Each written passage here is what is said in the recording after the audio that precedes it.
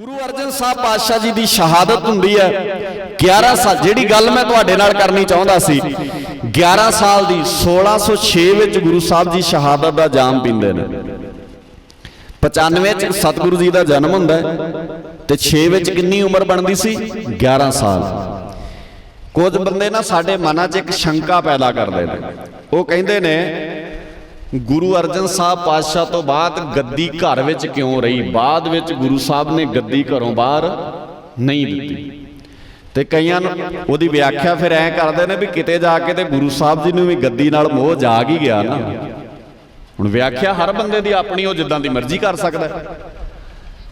हुण ये गल ध्यान नाल समझ लिओ, 11 साल की उम्र है गुरु हरगोबिंद पातशाह जी की। ते गुरु साहब जदों गुरता गद्दी ते बैठे ने, उदों सरकार ने ऐलान किया होया है भी गुरु साहब जी दे परिवार नूं गिरफ्तार किया जाए ते गुरु साहब जी की जायदाद कुड़क की जाए।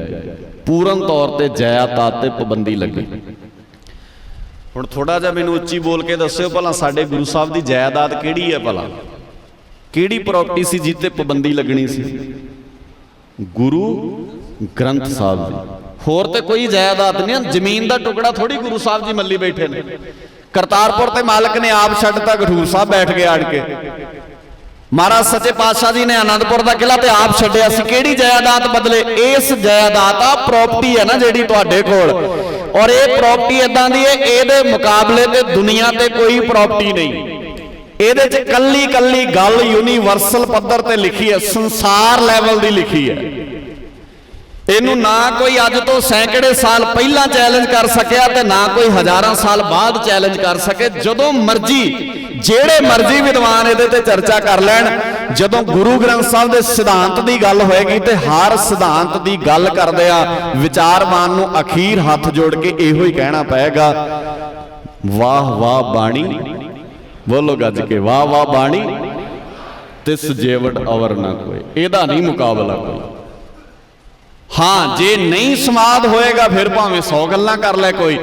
क्यों? क्योंकि ये बहुत कुछ ऐसा आ जेड़ा यूनीवर्सल पद्धर ते विचारन की लोड़ है, जेड़ा संसार पद्धर ते विचारन की लोड़ है, जेड़ियां समस्यावां नाल तुसीं अज लड़ रहे हो, जेड़ियां समस्या नाल अज अमेरिका जूझ रहा है, जेड़ियां समस्या नाल अज वड्डे वड्डे मुल्क जूझ रहे ने, उस समस्या का हल बाबे ने लिखिया ते है।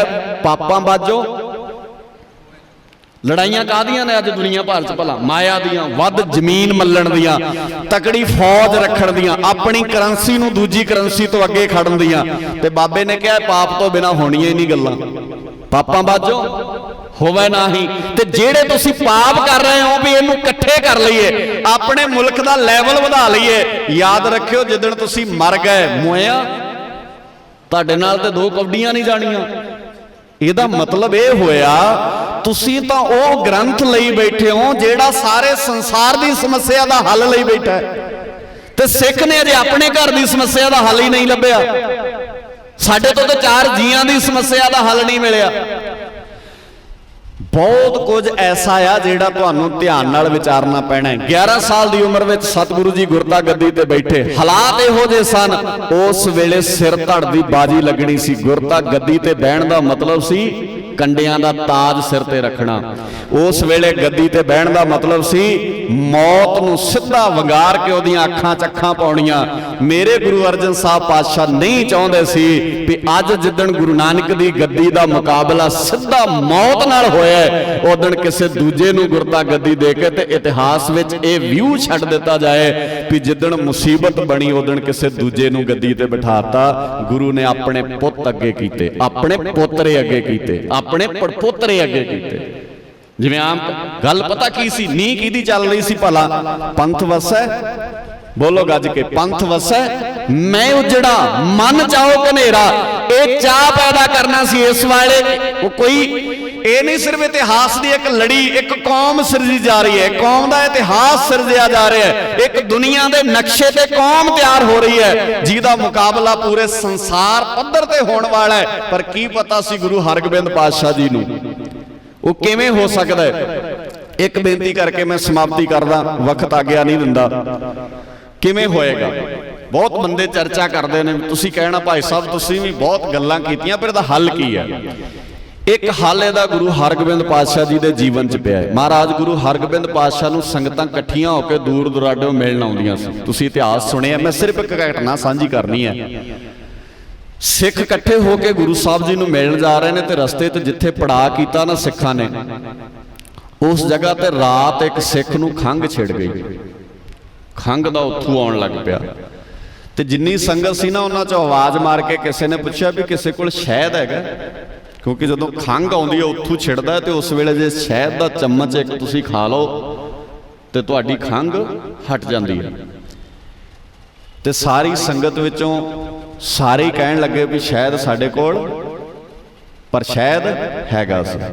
सुनी है ना घटना, तुसीं पहलां भी सुनी, शायद हैगा सी पर क्या की शायद नहीं है। क्यों क्या नहीं है? क्योंकि सिख दी शरधा बड़ी महान सी। वो कहंदा मैं शायद अपने गुरु नूं देना जाके। जदों शायद दी भेटा गुरु साहब जी दे कोल रखी ते गुरु साहब जी कहंदे प्यारिया तेरा शायद लैण दे काबिल नहीं है। सिख बड़ा उदास होया, महाराज मैं तो बड़े चाअ नाल लिआया, मैं तो हथ नहीं लाउण दिता किसी नूं, मैं तो पवित्रता का बड़ा ध्यान रखिया इहदा, ते तुसीं कहंदे हो शायद लैण दे काबिल ही नहीं है।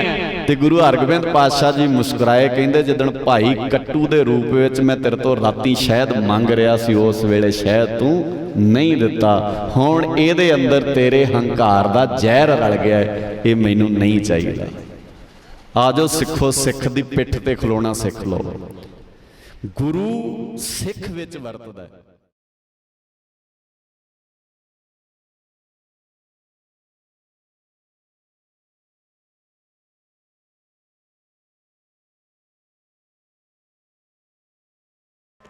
रंग